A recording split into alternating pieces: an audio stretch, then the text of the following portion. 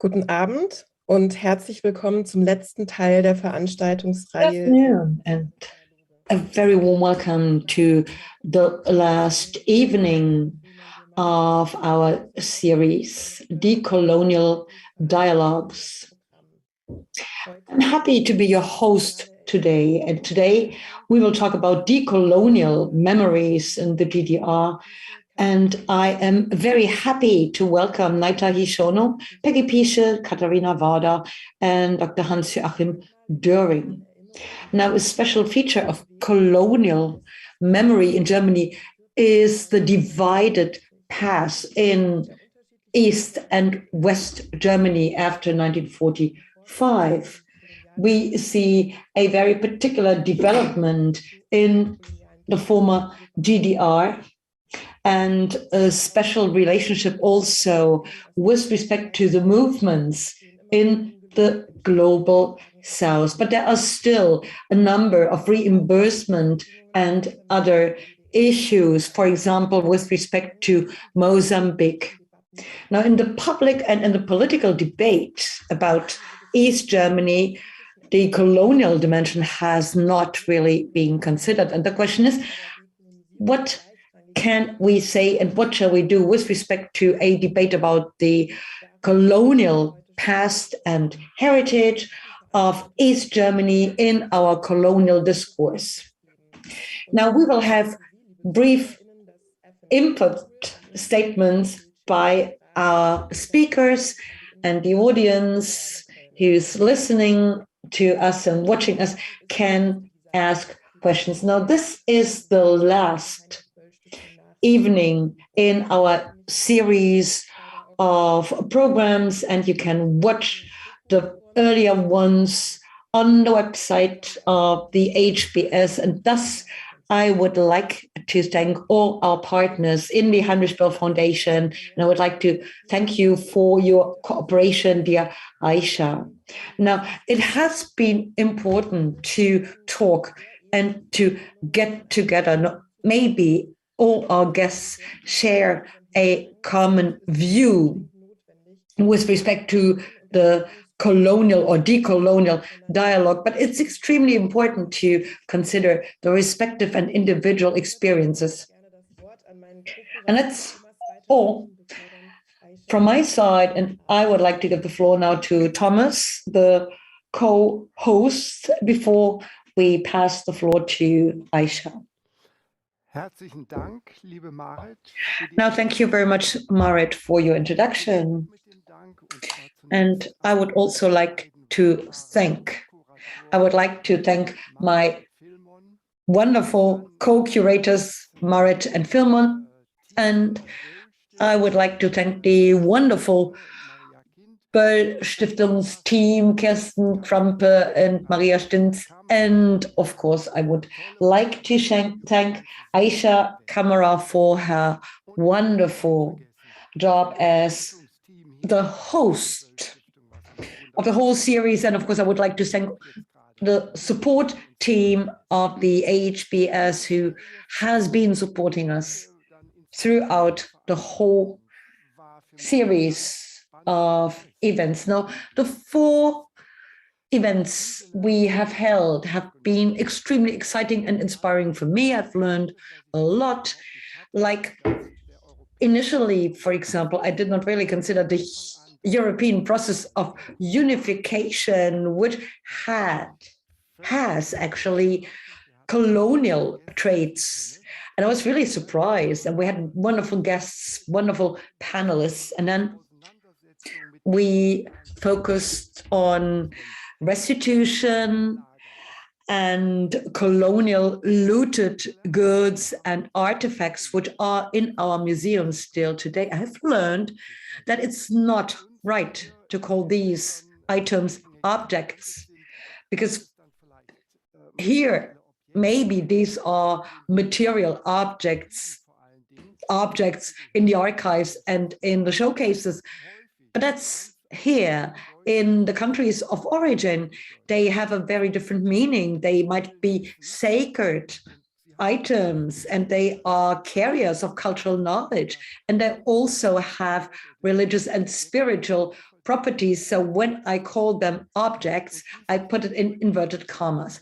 And now today, we will have another exciting and inspiring event, and we will deal with the particular approach with respect to the colonial heritage in the GDR in East Germany. And we will talk about the party, the government, but also about the civil society. So what's next in terms of decolonization, the important word written in capital letters, which you hear in all international debates. Now, in Germany, the situation is a bit different these days because the Green Party has a number of ministers, is part of the current German government, which of course has to deal with a number of challenges these days.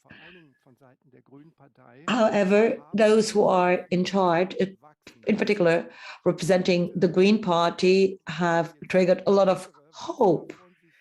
So I wonder what will be translated into concrete action. A legislation period of 4 years is not a lot of time, is quite short actually. So I hope that the MPs in the German Bundestag, but also the members of parliament, move quickly so that at the end of this legislation period, which is in less than 3.5 years, we can harvest the fruits we've planted, or we are planting these days. And then, of course, this is not only our own action or doing, we are also reacting in view of social and societal pressures. So we are all called upon to act. Now, there are 2 priorities I would like to mention with respect to the years to come. Priorities for the German government, for the German parliament, but also for the civil society in Germany. I would wish for a national restitution law so that we can overcome the individual case law, so to speak, the individual case which is being negotiated between the minister in question and the respective country. Now, there are first steps into the right direction in France, for example. So I think the German government is also called upon to work on a restitution law. And the second priority I see as a promising one is the elaboration of a concept for a learning space dealing with colonialism. Now, this is under the umbrella of the State Minister for Culture, Claudia Roth, and I hope that we can trigger a process so that this concept is being elaborated in order to close the gap we have in our memory landscape, i.e., a centralized national learning and memory space in Berlin, which needs to be part of a major number of decentralized spaces or locations and sites of memory all over the country, and which, of course, focuses on the numerous colonial and anti-colonial sites of memory, reminding us of the former German colonies. And I would like to give the mic to Aisha Kamra, our host. Hello and good afternoon, and a very warm welcome. I'm happy to know you around, some with us for the first time, others have joined us before. And I'm happy to welcome you to the 4th and last event in this series. We will talk about decolonial memory in the GDR. And I have to admit that here in the Rhine-Main region, where I come from, there are a number of empty spaces, which is also due to my own biography, my own relationship with East Germany, being a Black child in West Germany, was, of course, clear. It was like, they are Nazis, they are dangerous, we'll never go there. That's what my mom said. This must have been around 1992. Rostock, Lichtenhagen, I was still a child.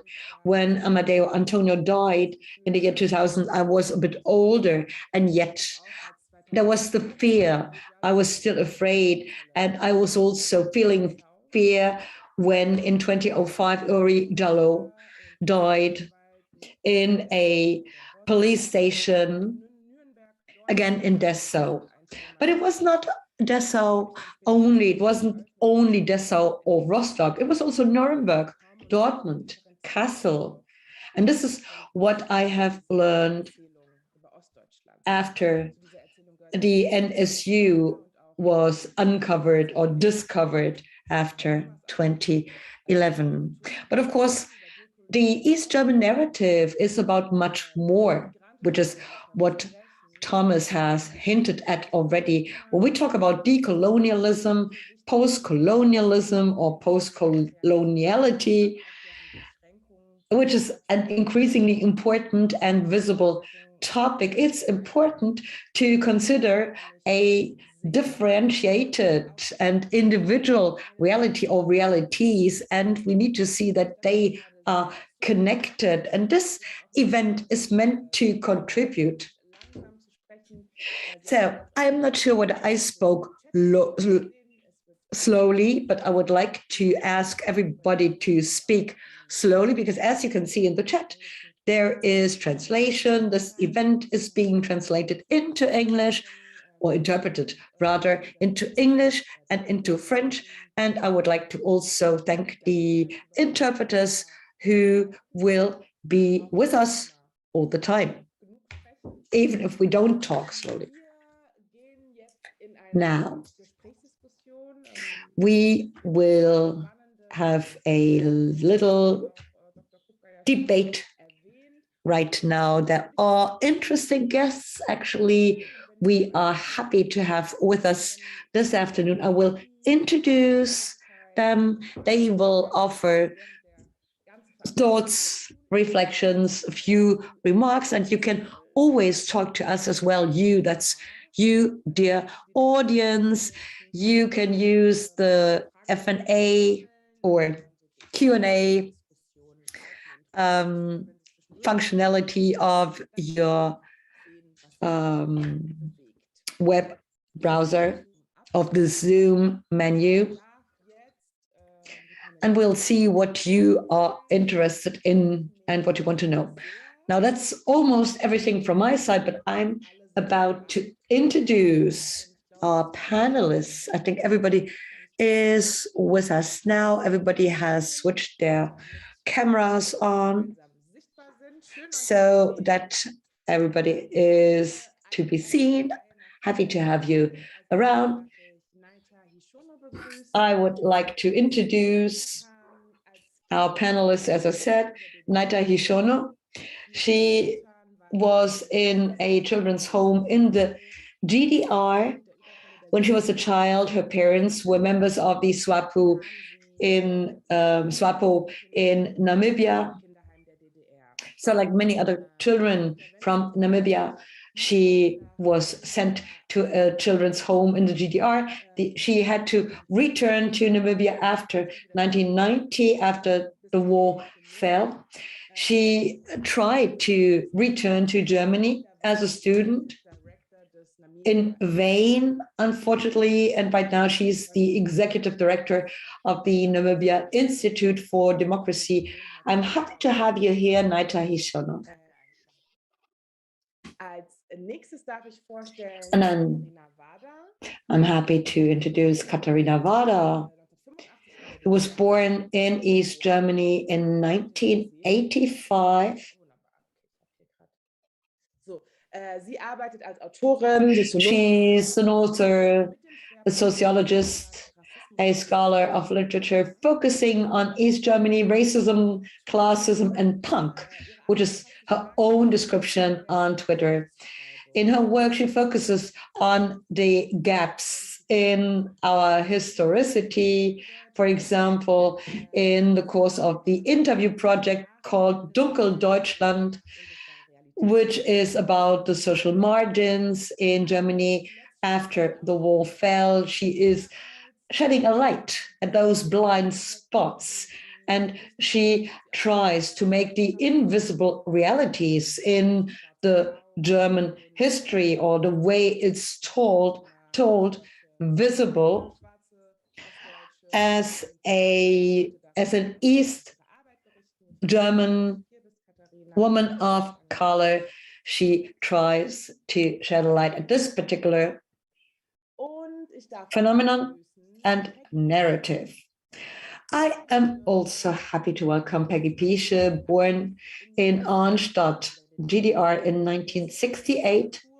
She is a scholar of literature and culture in Germany. She's working in adult education, and she is the spokeswoman for diversity, intersectionality, and decolonialism with the Federal Agency for Political Education in the city of Gera. Now, once again, decolonialism or decoloniality, which is a concept, as Thomas said, we are hearing time and again in the international discourse. Peggy Bishop is a member of the women's movement. That's her political past, so to speak, and she's now in an important position, active in the Federal Agency for Political Education, as I said, and I'm happy to have you with us. And then I'm happy to welcome Hans-Joachim Döring. He was the manager of the ecumenic network INCOTA in Berlin.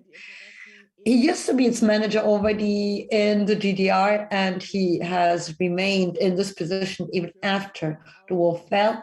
He is also a co-spokesperson of the follow-up committee, and I'm very happy to have you here this afternoon, dear Hans-Joachim Döring.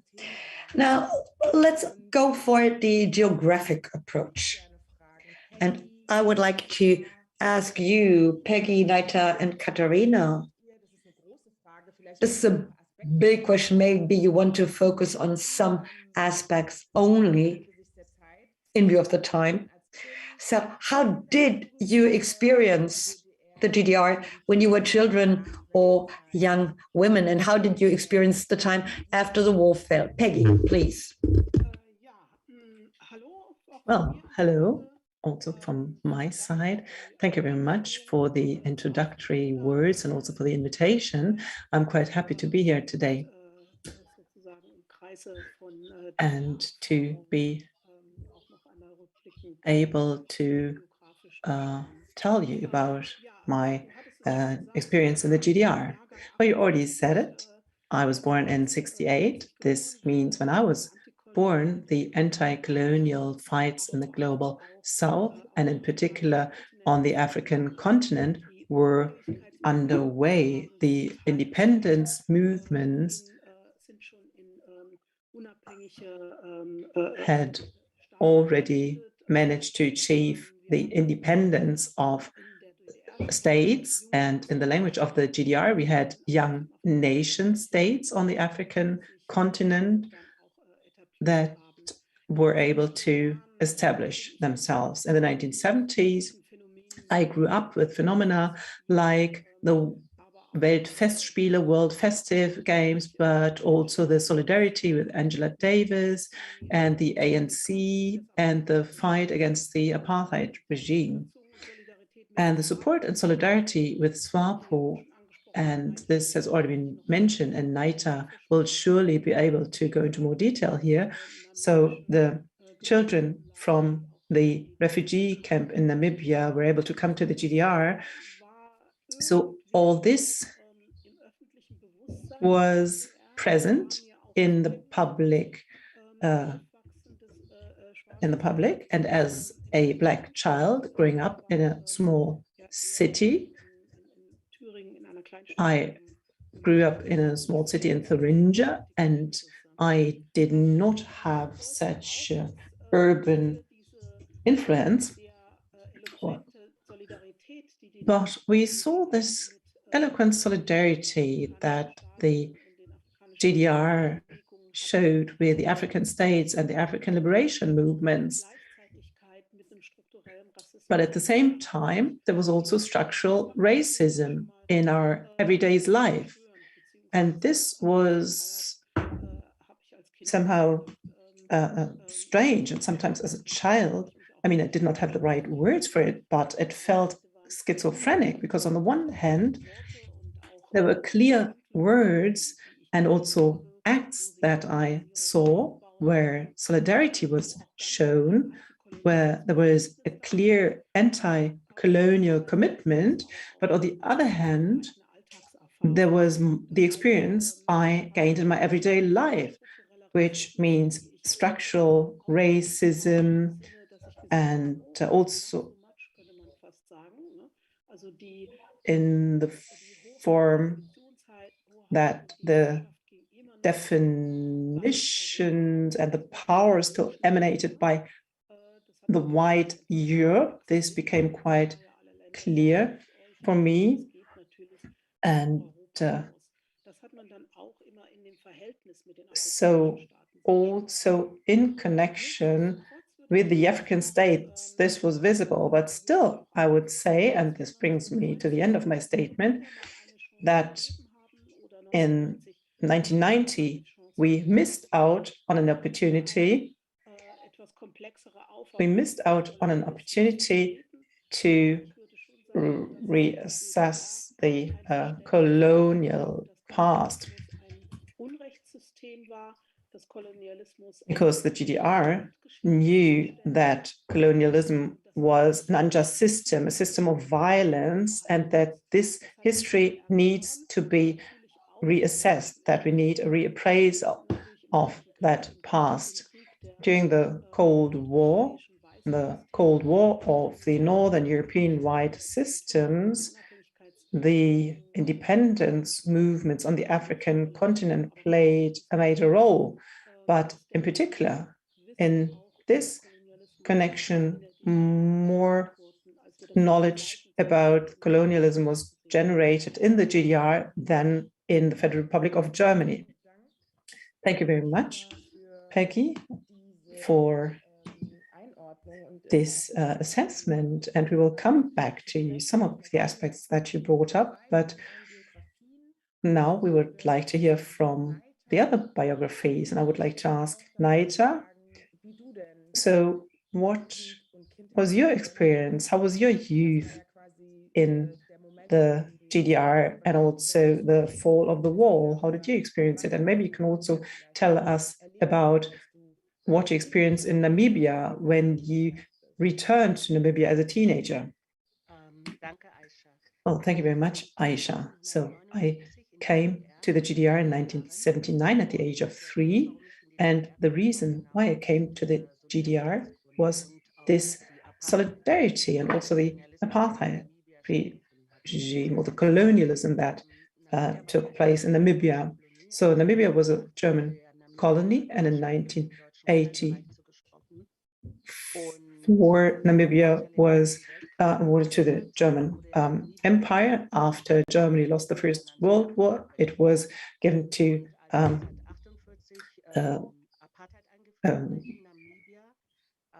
Great Britain, and we had at the time the same race laws as in other countries, and everyone who was politically active against apartheid or this system of segregation had to leave the country or was put into prison, was deported, or simply had to leave the country.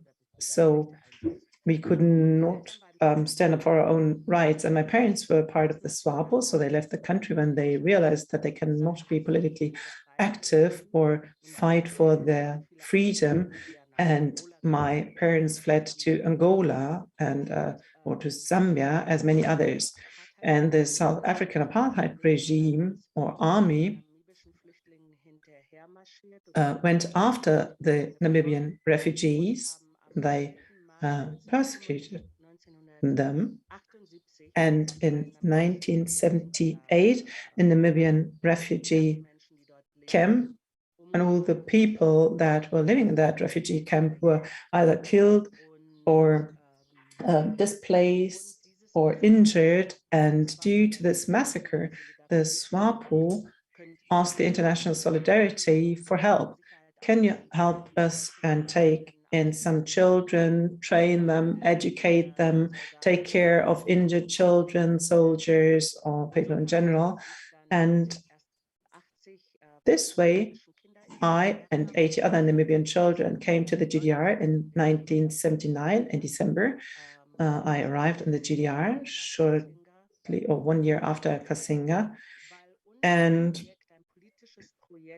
as our project was a political project, we were always basically fenced off from the average GDR population or our environment. So it was quite surprising how few people knew about us. And when we grew older and went to school or went to holiday camps or in public, we were never allowed to say where we come from. We always had to say that we are from Angola, because in the Cold War, there was a paranoia on both sides. And so we were not allowed to say where we are from. So this is why people hardly knew anything about Namibia. Only those who worked with us knew about us, who were our educators, our teachers. So I grew up in a bubble in the GDR, and this political solidarity bubble. And I grew up in a GDR in which I believed in the system, in which I believed that, first of all, the GDR helps Namibia and the SWAPO in its liberation fight. So I grew up in a GDR in which not many people knew who we are or why we are there. I grew up in a GDR in which we hardly had contact to the general public. If so, only at school. But at school, we were in a class full of Namibian children. We saw a dual education system. So instead of Russian, we learned English at school. So we were not mingled or mixed with other children in the classroom. And we were only mixed with GDR citizens in the holiday camps and vacation camps.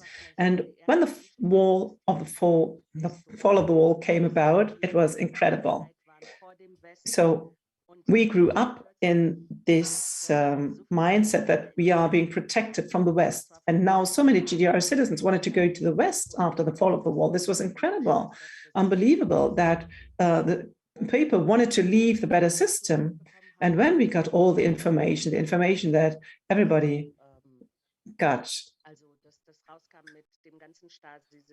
that the whole Stasi, state security system, that people hardly had any freedoms, that they had no freedom to speak or to travel, that they could not develop freely the way they want to develop.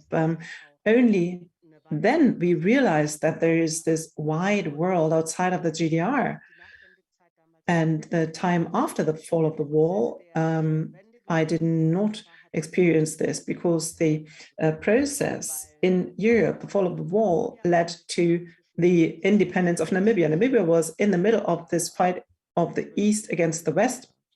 It was caught in between the NATO states, the democratic states, and the Warsaw Pact states on the other side. And South Africa always emphasized at the United Nations and at the global community that if Namibia becomes independent, then this will lead to domino effect and whole South Africa will become communist. And this political reasoning or argument always convinced the global community why they should not allow Namibia to become independent, or why they should not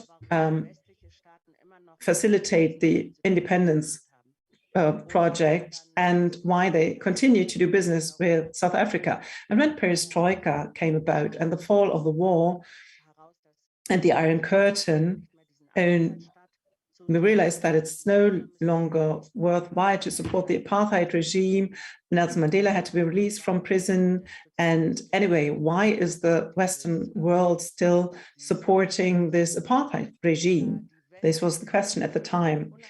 And the Namibian independence process or movement was connected to these political processes and developments. So this is why I did not experience the GDR after the fall of the Iron Curtain anymore, but I flew back to Namibia or to Africa in 1990. And when I came to Namibia, this was the post-apartheid phase. So we were the country which said,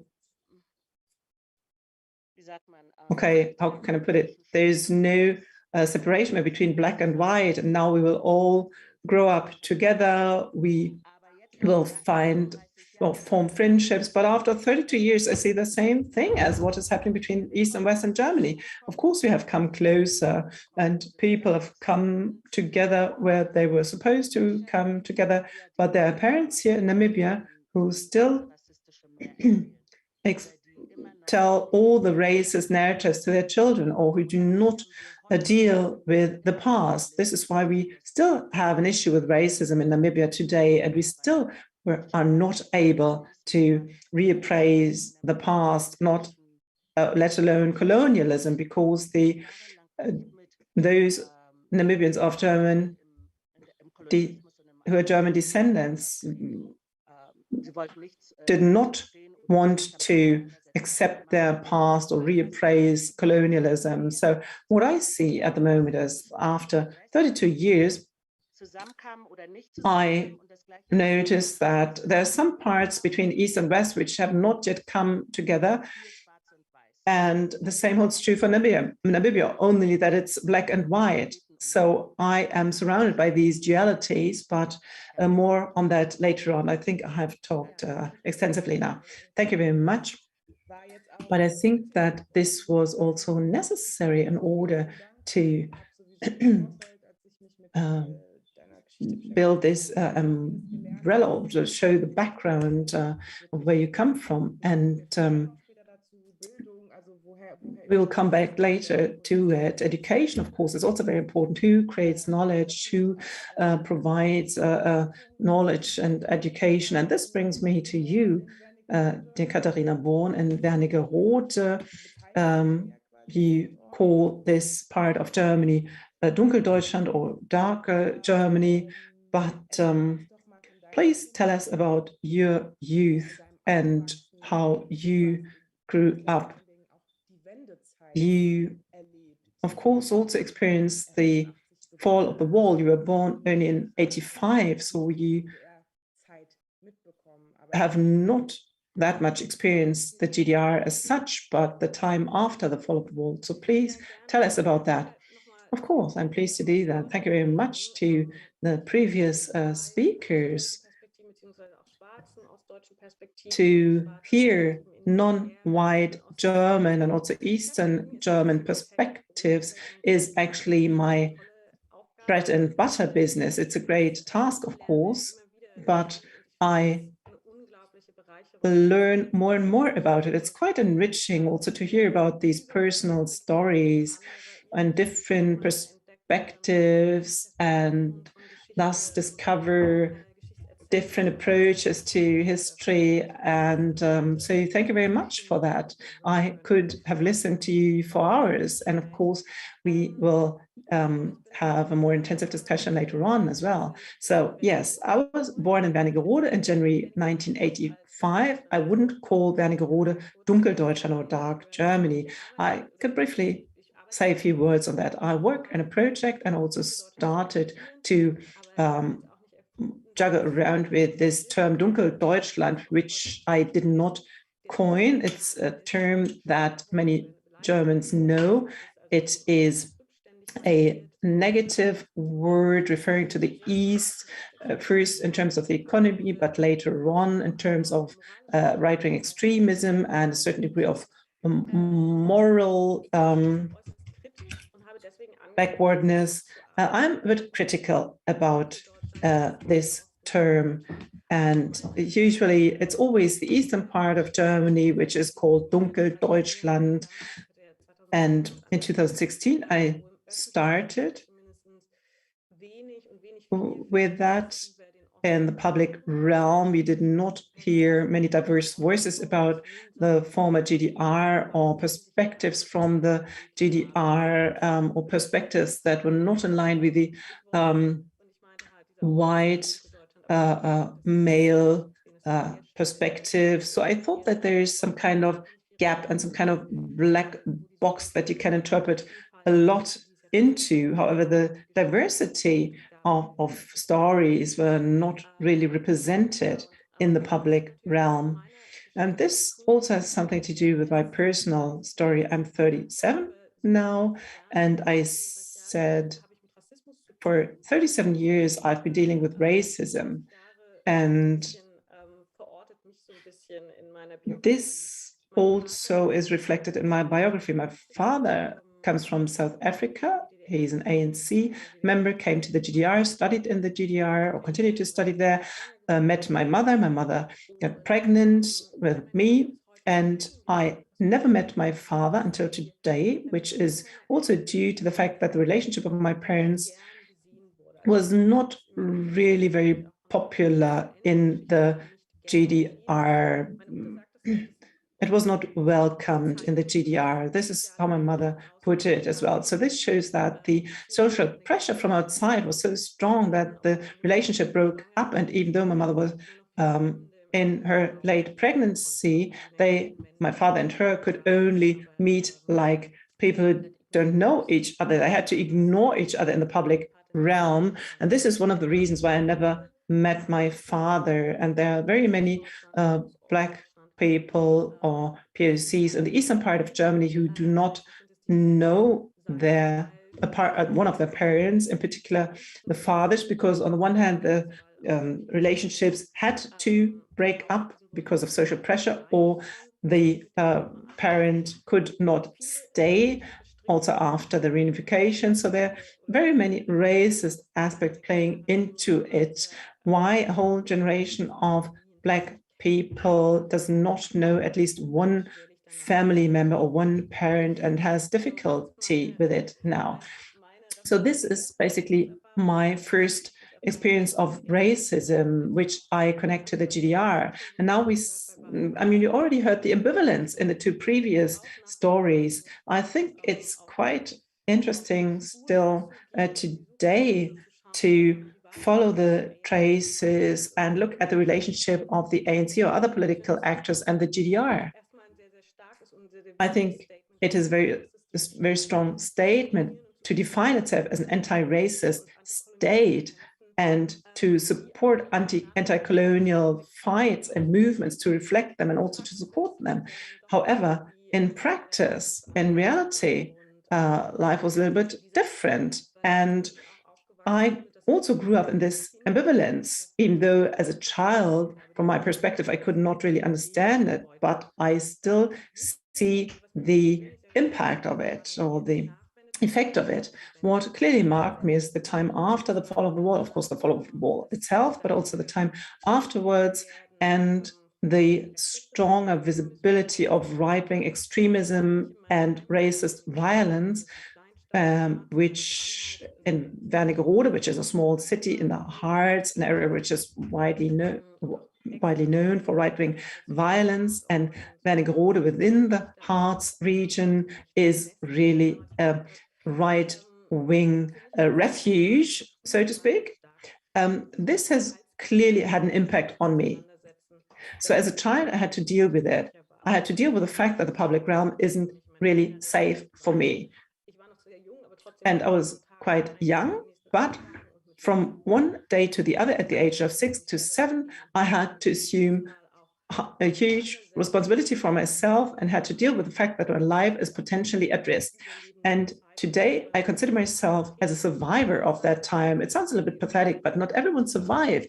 And not everyone survived this time uninjured. I mean, I myself would not consider myself uninjured, but there were killings, there were murders, there were attacks, and So the violence in the public sphere was quite normal. So there were situations where I was people threw stones at me, or I was offended, spit at, I had to run away, hide myself, and I clearly had to deal with the situation. How can I get out of the situation in a good way? And this is really characterizing me today and had an impact on me that much about it.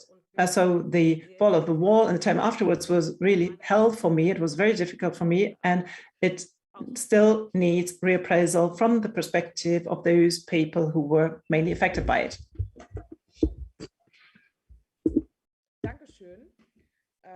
Thank you. Now, we have learned a bit about you, and we have looked back into the past. Now, may I ask you, where are we standing today? This is about decolonial memories. That's the title of our event.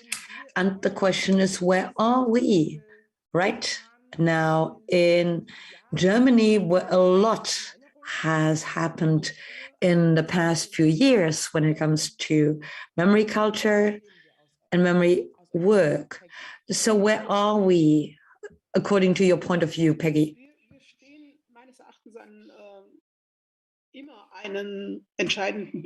I think we are at crossroads, and these are important. And we can always decide in which direction we want to move, historically spoken and with respect to history. However, when it comes to our debate about colonialism, and when it comes to our responsibility when dealing with coping with colonialism in Germany United, it's important to also consider the East German experience, the East German memory. And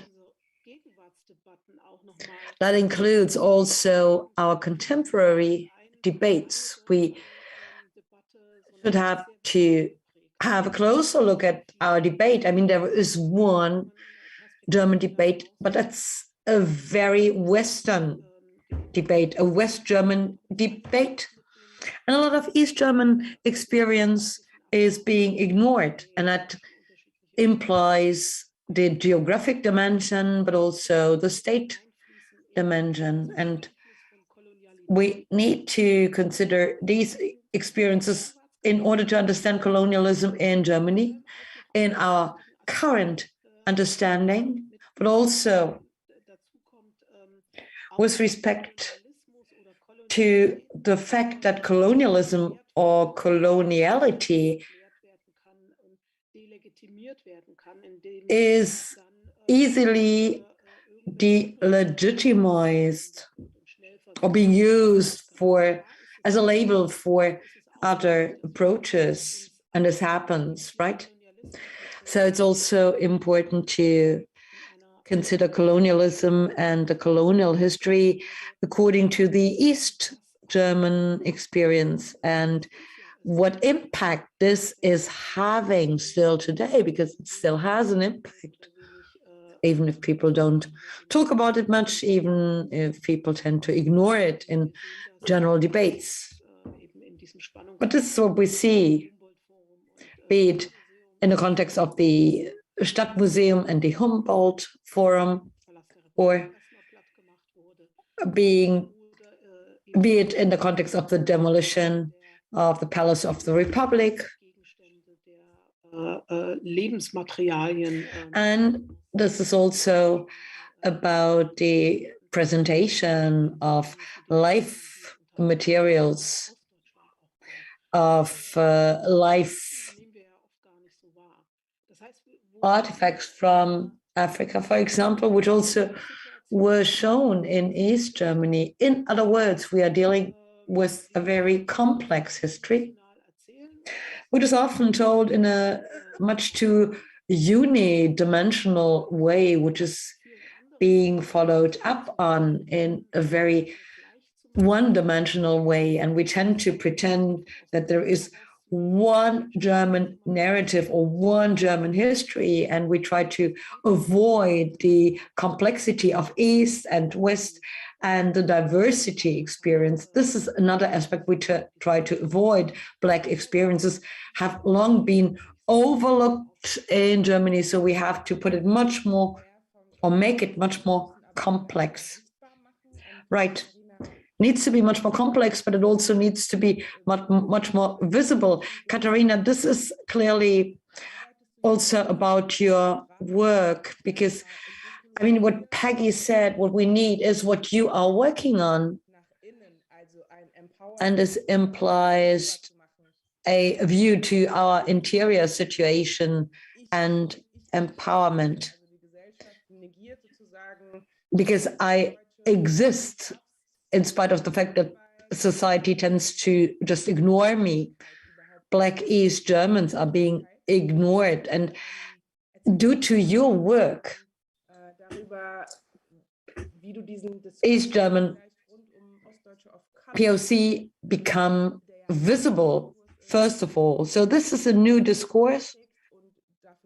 And maybe you can tell us a bit more about your work and how you contribute to a more complex picture in view of our current realities. Diskurs im öffentlichen Bild. Sure. This is certainly a new discourse in the public image.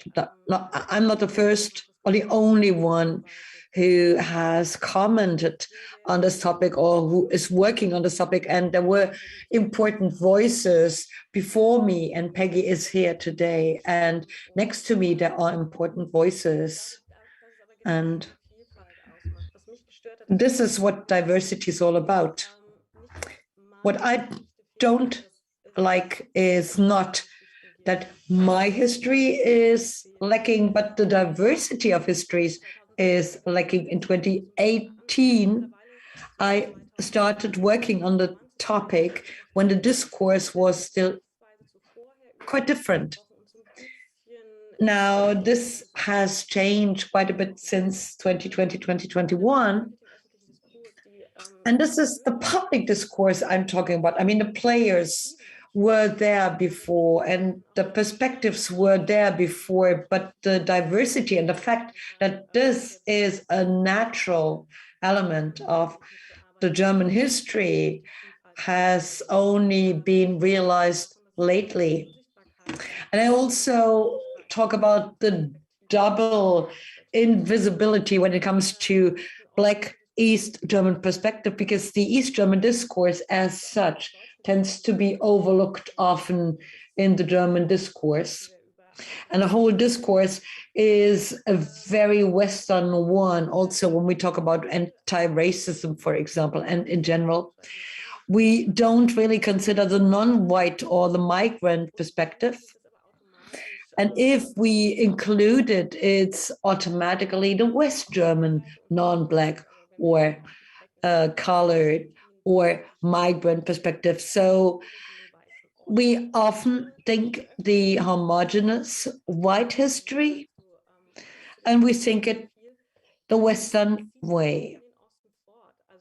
And of course, the white approach is what you find in East Germany too. So even in East Germany, people tend to think that there is a homogenized white discourse and right-wing extremist parties just benefit from the situation. So non-white migrant perspectives tend to be overlooked, although they are part of our history. So this is what it's all about. It's about creating spaces. And that's what I am working on. So this is maybe still a bit blurred, but that's what I'm working on. And there are lots of exciting stories we could tell with respect to the GDR, but also with respect to today. And it's not only geographic history, but it's about perspectives. I think it's remarkable that the anti-racist discourse has been very much determined by the West. It's not wrong, not at all. Don't please, I don't want to be misunderstood. But I think it's also important that I talk about my experience. I had to discover, first and foremost, that I am Black. And I had to find the words I'm happy with. And I was happy to discover the discourse, which is very different from my socialization. I did not have a Black awareness in the way I have grown up.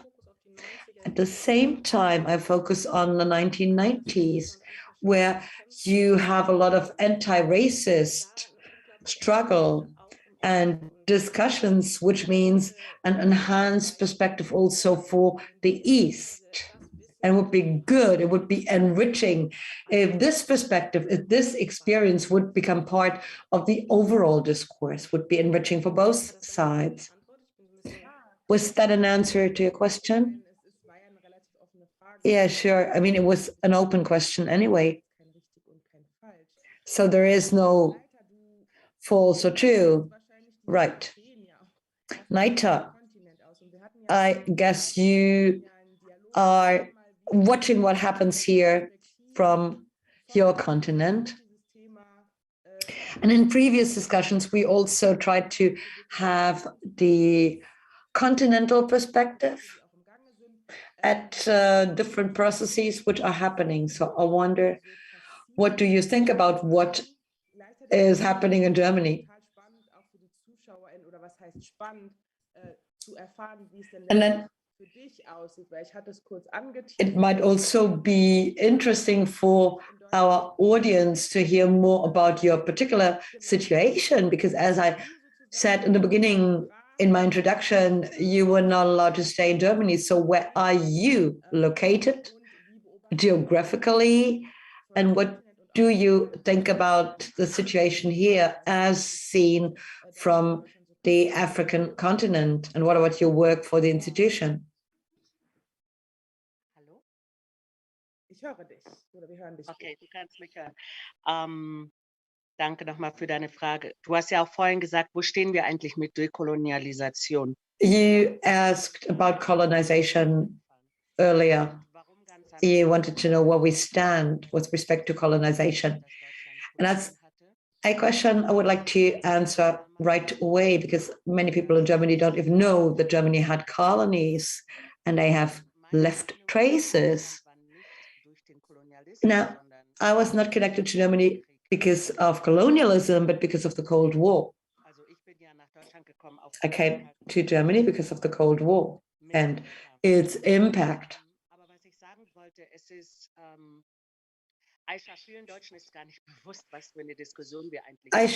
Actually, lots of Germans don't even understand the discussion we are having here. The Germans are aware of the Holocaust. They know about their responsibility or the responsibility of the past. They know that they are responsible for World War I and II. But the wars in the colonies, well, this is what most Germans ignore. And why do they ignore it? Because they have never learned it, because it's not being treated as a subject matter in school. And teachers at school can choose still today whether they want to talk about colonialism or not. So colonialism is a niche topic in Germany. Thus, lots of people don't know anything about colonies or colonialism. Now, in the GDR, there was the state doctrine, according to which we had to exercise solidarity. We feel solidarity with the workers of the world. We are workers and they are workers, and we also stand with Black independence movements. And the GDR, as compared to the West, said, well, we know about colonies. Colonies were subject at school. There were books about German colonialism. So people knew it. And still, it was a niche theme. And culturally spoken, it's still in the niche, right? So, I mean, go and ask people in the streets, do you know that Germany had colonies? And people tend to say, no. And I mean, right after the World Cup in July 1990, there was the first East-West German soccer team, when people already knew that Germany would be reunited. So when this team won the cup, they were drunk with happiness. And you saw the German flag all over the place, and people took the old GDR symbol out of the black, red, golden flag. And I watched television, and someone said, well, this was the German national soccer team, and we won the cup. So Germany is huge, and Deutschland über alles. And all the others are our colonies. I mean, he used to be a citizen of the GDR, and he did not know much about freedom. He did not really enjoy any freedom, any liberty. And then he said, let's get back to colonies. And I thought, okay, this man knows quite a bit, but that's not the right information he needs to have. So we are interested in the topic. We are maybe 200 here today, but there are about 80 million people in Germany. How many of them know that Germany had colonies, and how many know that there is a debate about decolonization? I read a while ago that German universities are focusing on their Nazi past. I mean, now after 90 years, the colonization happened hundreds of years ago, and nobody really focuses on the colonies. So not much is happening in this field. And then, Katharina, you said you had to learn how to be black. And it was the same for me. I grew up in the GDR, and there was no color. Color was never a concept. Nobody said you are women, you are black, in spite of the fact that there was a concept according to which there were mixed people, Mischlinge, they were called. So they had realized there were colors, but there was no black identity. Only when I came from Africa, when I went to Africa, I started to realize what it means to be black, to be African, to be Namibian. In Namibia, there were, of course, two colors of skin, and there I realized black and white are separated. But then I saw all these colors in Namibia, and I had to understand what does it mean, what it means. In the apartheid time before the independence, I mean, how did people find each other, and how come that there are so many colored people in spite of the fact that we had racism? So in order to answer your question, this is just the beginning. In the East, we focused a bit on the situation, but there was a real critical debate. And I mean, if you look at how long Germany and Namibia have pondered the genocide issue, more than 8 years, and we have still not reached the end. We are at the beginning once again, because Namibia has not recognized the treaty, and COVID happened in Germany, and there is a new government now, and we have not moved forward a bit in those negotiations. So we are only beginning. Thus, it's good to have the debate. It's good because then more people in Germany know what happened in 1884 in Berlin, who took the decision at this conference to draw the lines and establish the borders. This is just the beginning.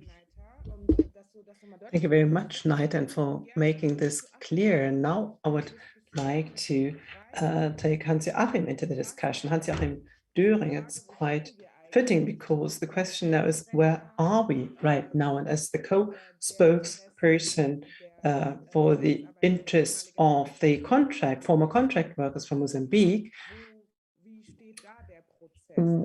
where are we right now? What's the state of affairs? It's similar to Namibia. These topics come up. They are being tackled or addressed. Are they really addressed? So if anything's being done, I usually mean that many people have done a lot before that, which wasn't that visible. So what's the current state of affairs? Well, thank you very much for the invitation, first of all, and the interesting discussion so far. Before I say a few words on Mozambique, I would like to say a few words on the headline, because I think it's very important that we have a differentiated view on the situation in the GDR and also the international solidarity, because this was a fact for a long period of time. We just have to consider when we talk about the GDR, who are we talking about? Of course, there are different circuits, different groups, and this might bring us a little bit closer to the answer of the question, why is racism in Eastern Germany so massive, or the experience with racism so massive? It's very important to have a more detailed look at it. So I would like to seize the opportunity of this event to not only talk about decolonialization in the GDR, but also about the international level. And Naita has already talked about it. The international solidarity was not only massive in terms of propaganda, but for a long period of time, it was an important aspect with which the GDR population could identify. I consider it equally important as anti-fascism or professional sports or internationalism. So these were three aspects. So these were three identity markers, so to speak. And this is very important to point that out. Why it's so important? So this is why we have to talk about the international solidarity, but also the other aspects where it failed and where things were not as they should have been. So in terms of the international solidarity, many people and also the party leadership in the 1970s did not only consider it legitimate, but also good if you wanted to achieve post-colonial world, that he had socialist objectives connected to it in order to achieve more justice or to mitigate the injustices of the capitalist system. So this nice sound of solidarity was welcomed here. This is in contrast to Western Germany, where the Wilhelminian colonial past no longer has an effect, because all of the large corporations that were based on that went to Munich or to the Rhine. 2 to 3 missionaries stayed there and some museums. But the GDR made a cut and tried something new. And in this new attempt, they made mistakes, as in the case of the people from Mozambique. Not only because of the diplomatic recognition, but this solidarity approach, which comes from a working class background, led to some difficulties, in particular with the contract workers. They came from a dollar country,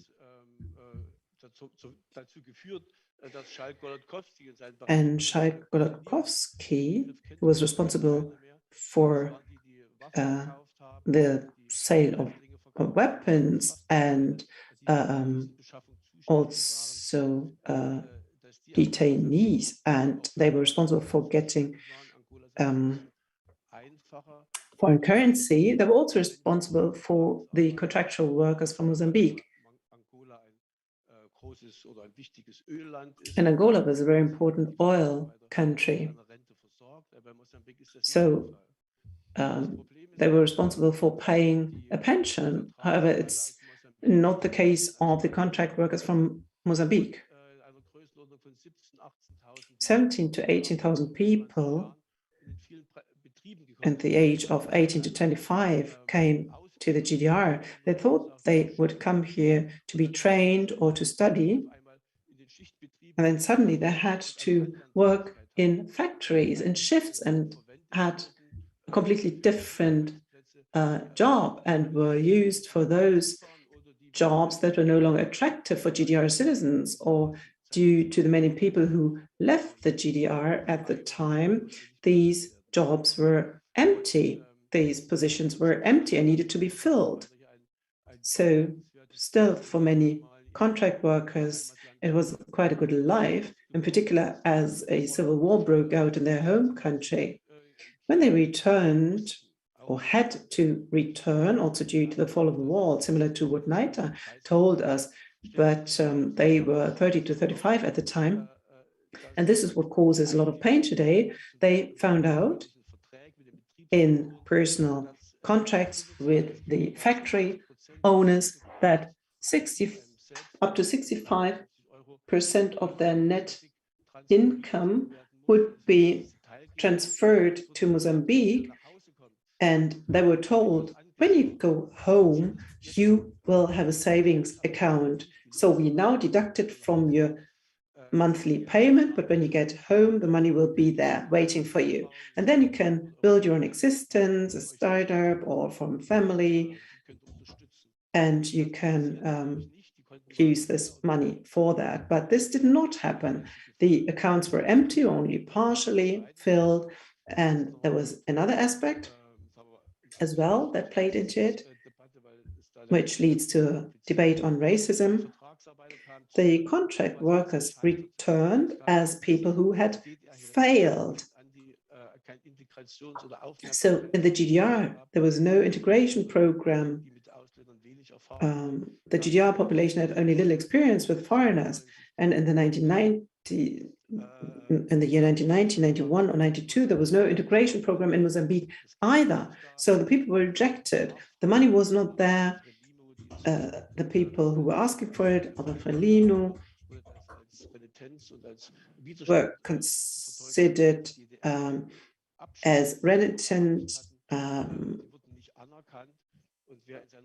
and also educational certificates were not recognized. And so despite all the work experience and also management experience, they were considered losers or failures. And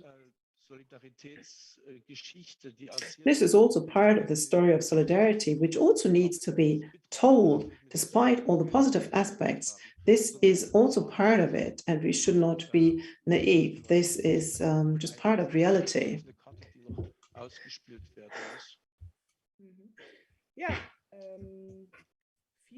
Well, thank you very, very much. Katharina, I saw you raised your hand, but you withdrew it. I think it was a reaction to Naita and Peggy. The same applies to you. I would like to hear your reactions and also maybe to what Hans-Joachim Böhringer said. And then there are a few questions from the audience that we can answer. So time flies, actually. So if possible, be brief so that we can take in a few questions from the audience. Okay. I actually just wanted to say that we should try to find out how do we assess the current situation. Naita, you also made it clear we are at the beginning of it, and there are so many empty spots and so much lack of knowledge. I mean, I do not want to contradict what you all said. I would just like to reword it. So the knowledge about colonialism and the colonial past and colonial continuity should be present, and one could know it. In this society, we could know it.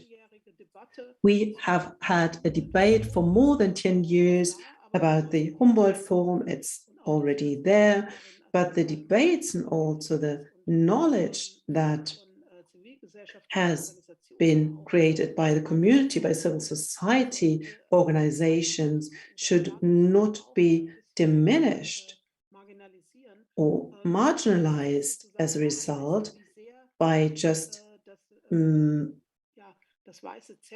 measuring it and comparing it to the white mainstream and how the white mainstream allows us to know something. So the knowledge is out there. We can know something about it. The restoration debates are alive and kicking, so we could know more about it. And if we accept this as a starting point, it's a completely different situation than simply assuming that the society is innocent and doesn't know better or doesn't know about it. So of course we need more of this knowledge in the textbooks in school, but people can know more about colonial contextualities. This is what I just wanted to emphasize. Thank you very much, Peggy. I would like to pick up again my comment, not to contradict, but I think it complements what you said. So, of course, knowledge is the alpha and omega, so it's out there and you have to use it. But what we also need is responsibility. We have to assume responsibility.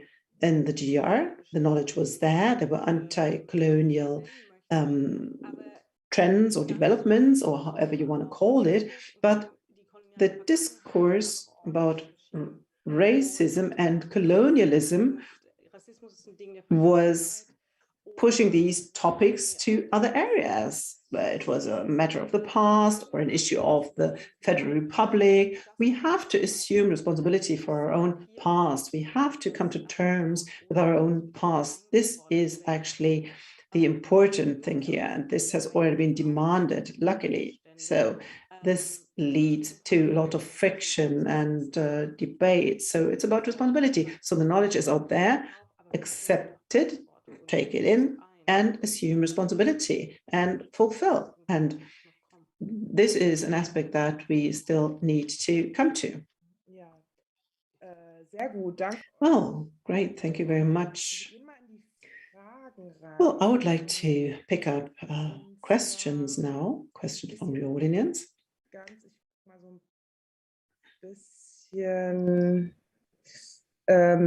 So, yeah, Peggy. Well, I think this is a question to you, Peggy. So, what's the experience with racism between in the past and now in Gera, and what kind of reappraisal would you like to see? And looking at your current work and also in Gera, so what would you say to that? I don't know whether you can see the question. So what's the experience in Arnstadt at the time and today in Gera? I assume that things have changed. Well, of course, things are always changing. I mean, we are also changing. I'm no longer this little child, this little girl who saw only few reflections, or who did see itself only poorly reflected in her everyday life. And this lack of Black identity, I mean, this is more than 40 years ago. I grew up in the meantime, and I am lucky to grow up in a Black queer feminist movement and to be able to develop my Blackness by my being Black. And so this is why I also went back to Thuringia, to Gera. So much has changed for me, also in the way I look at the world. But at the same time, from a historic perspective, much has changed. I would say in the GDR, as I described it in the beginning, the everyday racism was always very subtle on the one hand, but at the same time, there was also open violence and attacks that were not supposed to be there, and they were pulled back into this subtleness. This made it so schizophrenic at times. Sometimes you wondered, am I the only one who this is happening to or who sees this? And this has changed, I think. So especially in the eastern part of Germany, and Gera is part of it, where the AfD, the right-wing nationalist party, has won over 30% of the vote in the last elections. I mean, this creates a certain atmosphere in a city, but at the same time, there are people who want to do something, who are very active. And it's important to support them, to strengthen them. And this brings me to my work. The Federal Association for Civic Education has a location in Bonn and in Gera and in elsewhere, and I am building up the location in Gera. And since the last year, I am responsible for political education and democracy, where we have a critical view on these aspects. And one aspect is also an intersectional remembrance culture that we want to develop, an international remembrance knowledge should also be developed, because these homogenized narratives are not really helpful. They exclude many people. And in this work, with which I hope that I can make a contribution to at this new location, I want to strengthen the work of those people who conduct this anti-racist, this racism critical work, in order to provide the safe spaces so that everyone can participate. This means in Gera and Thuringia and the eastern part of Germany, Black people have lived, and it's very important to recognize their living reality and strengthen them. Very often we assume, and this has already been mentioned earlier, Aisha, I think you mentioned it, that this narrative of the West is, well, we do not go to the East. It's quite understandable, but this means that the POCs experience only little support. And this is something we want to change. This is why it's so important that we do not only speak from our own perspective, but the important thing is who we address. We do not only address the white mainstream and speak from that perspective when something is not seen or heard, but what is speaking and working needs to be focused and comprised and needs to be supported. And this is what we are trying to do with our work. Thank you very much. Naita, there's a question for you. How is the general perception of the Namibian public as regards to the GDR?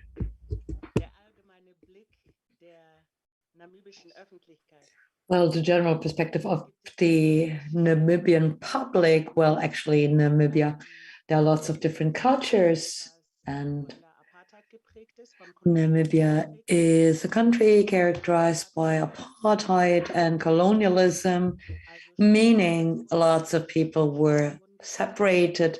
Black and white people were separated, black and black people were separated, which triggered different developments in our country. Now, the majority of the white population was in favor of the apartheid because they benefited. And with respect to the GDR, they thought, well, that's a communist country. They are supporting the independence movement. thus it's an enemy country. And for some of the Black people who were involved in the independence struggle, especially in the SWAPO, the GDR was a friendly state because the GDR supported the SWAPO independence movement. So if you ask me what people thought about the GDR, I'd say that it was not really important. There were negotiations with Germany, but the general question is today, what about the impact of the genocide? Will the Bundestag truly discuss an apology going beyond what Heidi Witthoek-Zoll did a while ago, when people still said afterwards, well, this is not to be considered an apology by Germany. So Germany is being seen as the successor state, which of a country that committed the genocide? Or do we see Germany maybe as a country that was divided? And I mean, in the time of the Namibian independence, Germany was reunited, which triggered completely different discussions. I mean,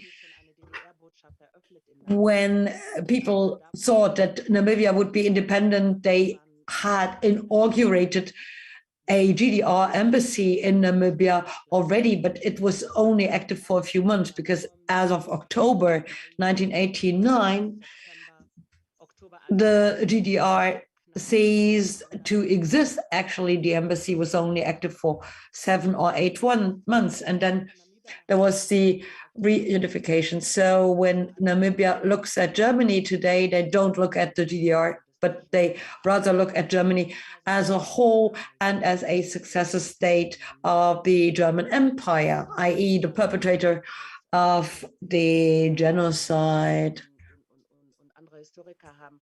And Namibian and other historians have drawn a line between what happened in Namibia at the time, colonialism, the camps,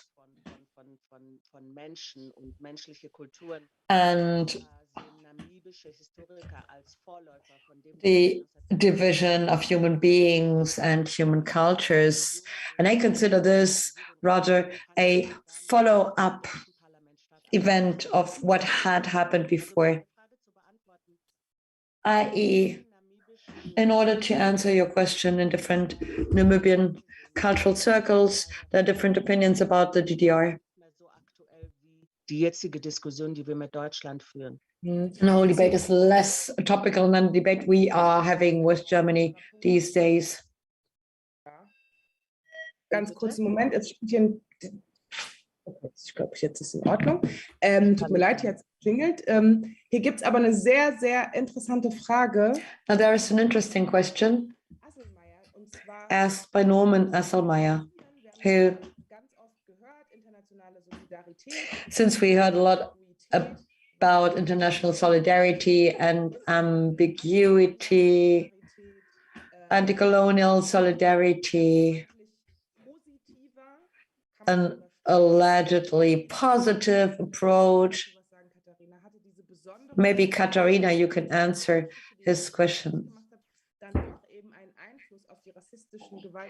Did maybe the GDR history have an impact on the racist attacks in East Germany in 1990?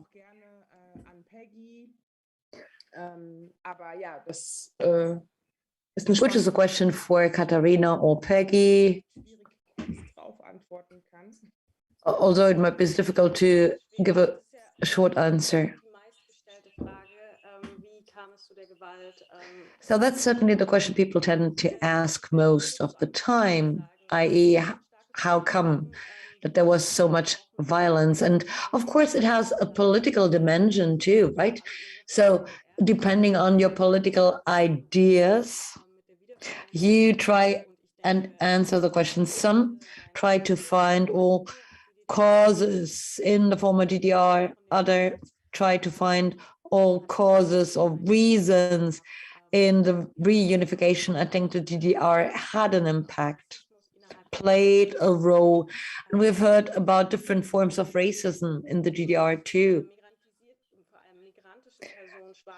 We heard about the migrantization of people, the segregation of migrants, and in particular of people of color, and of the fact that there was no real exchange in spite of the fact that there was explicit and official solidarity and relations with the countries of origin, but there was no exchange on the human level. And then people talked about the colonial past, which was visible too, but as I said before, there was no current responsibility seen, i.e., it was not like, I'm concerned, I'm affected, I'm involved, this is about me.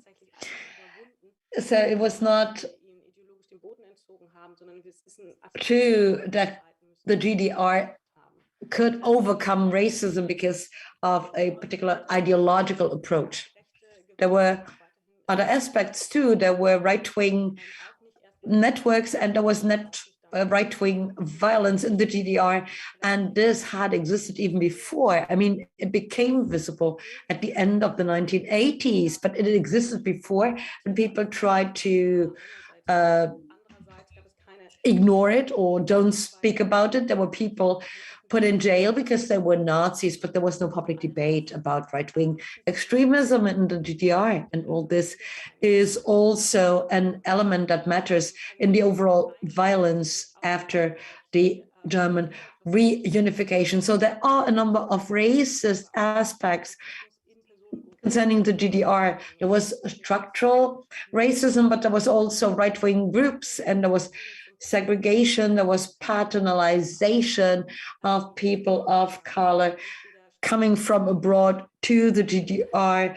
So it was either the state, the government that said, no, these are the good foreigners and they have functions or functionalities and they play roles in the state, and we don't want any racism here. But in addition, there was also the overall society, because people could meet in spite of the segregation. So it wasn't the state only. And there was racism in the population too, and a lack of awareness with respect to the colonial past and the racist follow-up. So I would like to give the floor to Peggy. Yeah, just briefly, two aspects, and I'd say follow-up answer. I see two connections. On the one hand, the GDR tended to externalize racism, i.e. they said, in the West, they are racist. Damit auch, dass keine Auseinandersetzung damit möglich war. Und das hieß, dass die Leute damit auch gerne allein geblieben sind. Racism is part of the bourgeois system, and we have managed to overcome racism because of our system, because of our ideology. So this was the official statement, and there was racism nevertheless. And then it was an authoritarian system, which normally and anyway sanctions violent action. Not officially, of course, but in the narrative. And then again, there is the narrative according to which certain things don't exist, and thus they are not made visible, they are not being discussed, they are not sanctioned or punished. And this exploded, so to speak, after 1990. And then the racial contracts, so to speak, white East Germans after 1990 received a hierarchical offer, like, you are the losers in history, and it won't be a reunification of equals. This is going to be a takeover, which is what the basic law, the West German basic law, is all about. But we do have the racial contract, i.e. there will be a hierarchy in the East German society. This is what we could see, because the contract workers overnight had to leave the country quickly. And even before the unification contract, West Germany said that they don't want to be the legal successor for the state contracts. In other words, the rights of other countries were lowered. And in 1989, the answer was given by the whole society in view of the end of the racist violence, which was a major symbolic statement. We saw in Rostock-Lichtenhagen what happened, and the answer to it was a stricter asylum law, i.e. the German society could not agree on making racism not tolerable, not acceptable, and that racism needs to be punished, but the society opted for another way. This is what we could see later in Hoyerswerda, the masses, the mob in the street. They felt supported when the asylum seekers, the refugees, were brought away by bus, by coaches, because it was not safe and secure for them anymore. So the mob got what the mob wanted to get. So that's an important reason why we saw a lot of violence in East Germany in 1990 and after. And please don't forget, Solingen is in West Germany, Lübeck is in West Germany, and many other cities are in West Germany, and Hanau today is also located in West Germany. Don't you forget it. Thank you. I would also like to thank the audience for having handed in many, many questions.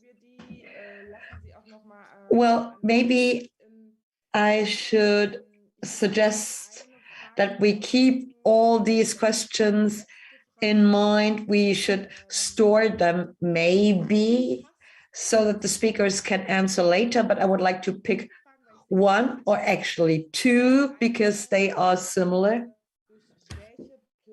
The question,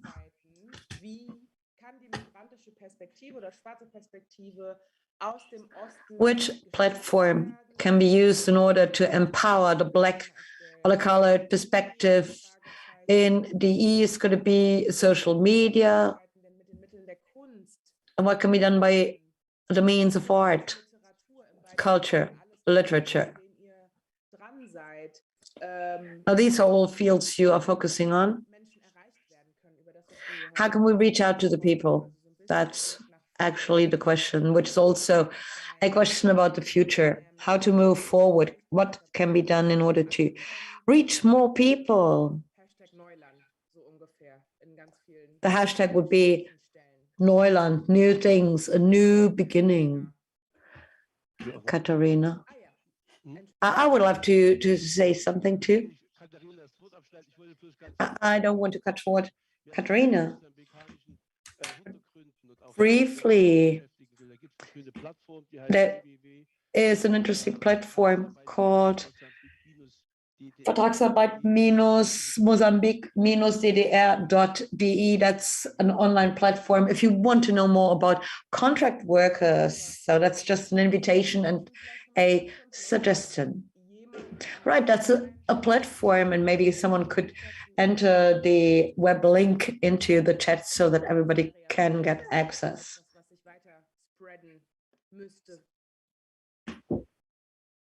Ich würde auch, also ich habe vielleicht die Frage auch falsch verstanden, aber Maybe I've misunderstood the question. However, I don't want to ask what concepts could we develop, what forms of art could we develop, because there are things, good things, not only since yesterday, so to speak, for a while they've been around. This is also about networks and networking. There is, of course, a distance, but there are lots of things, literature. Manuela Beach, for example, has written a book about her life as a woman of color in East Germany quite a while ago. And there were also questions concerning the civil rights movement in 1989 or 1990. And in Manuela Rietz's book is also made of this aspect. She has also published an anthology. Sorge 87 is a media project, and you get access online. So there is quite a lot out there. So this is not about how to develop new forms.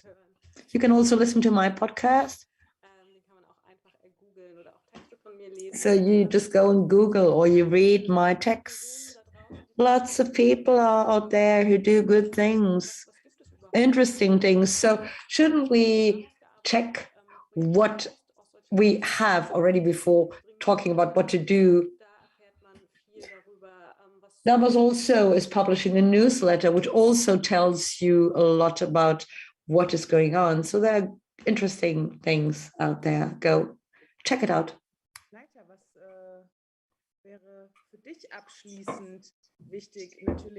Naita, what would be your concluding observation seen from the Namibian perspective?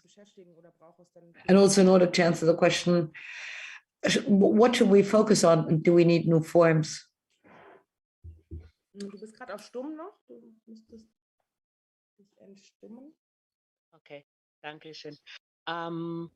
Also ich finde, es ist, was Katharina vorhin gesagt hat, war ein ganz wichtiger Punkt, ist die Verantwortung. Responsibility is my buzzword here. Katharina mentioned responsibility already, and the question is, do the Germans want to be responsible or be held responsible? Do they want accountability if they don't feel responsible for the horrors that happened, for the violence that happened, and for the important role Berlin played at the Congo Conference when Africa was divided? So they have to assume their responsibility. We need to be aware, or they need to be aware of what they have done or what has happened under their rule. They also need to be responsible or claim responsibility for what has happened in the Cold War, because the Cold War even deepened the colonial rule, so to speak. Independent countries have come into being, nations in Africa and in Asia, and Europe was nevertheless still exclusively interested in protecting its resources. So Africa was only used for the benefit of the Europeans, and this has not changed. So if you really want to overcome colonialism, you need to meet at eye level. You need to be interested. You need to ask questions. What can you do? What platforms are there? What are the different paths of discussion? I mean, this is the age of the internet, and everybody has access to all kinds of information. It's still striking to note that people don't know much, actually. We do know quite a bit in Namibia because we've been the victims. And still today we suffer from the consequences of colonialism, and we suffer inequality and the social and the economic disadvantage. The structures have never been changed. So if we want to decolonize we need to have responsibility. So people need to get informed. People need to ask questions. People need to know there is the knowledge all over the place already. So it's key to know, and you read and you watch films. And this is not about being interested because it's a niche, an interesting and exciting niche. I like talking about colonialism because everybody talks about it, but this is an important topic. I mean, it's going to be with us for the next 200 years. Look at America and look at the numerous problems they are still having. And now if you look at Europe and at Africa and our particular relation, you realize that there's a lot to be done still. Thank you very, very much. And I would suggest that we conclude the discussion with these words. Everyone can take another look at the chat, and there have been some links that were posted on content and stories that are already out there. Just one click away, but clicking is not enough. We have to assume responsibility. We have to position ourselves towards this content. And now I have the luxury that I do not have to summarize what has been said here, but I can simply pass the floor to one of the curators. Filmon, you're there. How did you experience the discussion, and what did we convey from your point of view? I found the discussion great, no surprise. And of course, we thought about who we can invite. I mean, all important voices who have made many experiences which they shared with us. So at the end, I would like to say a few words in order to put everything into a context, how we came to this event. At the beginning, Aisha, you pointed out that at the beginning, that in historiography and public discourse, the history of the GDR is too often left out. And for us curators, it was important to include both the histories of the Federal Republic of Germany and of the German Democratic Republic in this dialogical format. And anyone considering how to deal with Germany's colonial past must take into account the actions of both states and the experiences of both societies in their diversity. Today, we talked about the GDR, but in the second event of this series, we saw that the Federal Republic of Germany was part of the late colonial European project after 45. And today we talked about how the GDR dealt with the colonial legacy and how it positioned itself in decolonization. What both German states and societies had in common was that they did not, of course, overcome colonial racist mindsets from one day to the next. This was already shown today. On the contrary, they reproduce them in historiography, in images, and in texts. Nevertheless, differences in the political actions of the two states can certainly be discerned and discovered. This was certainly also due to the overarching political framework in which the two states had located themselves after the Second World War. This was also the starting point of the series when it curated this series and chose the focal points. In the period after its foundation, the GDR was in search of diplomatic recognition, legitimization under international law, and as a socialist state in its self-image, demarcation from the Federal Republic of Germany.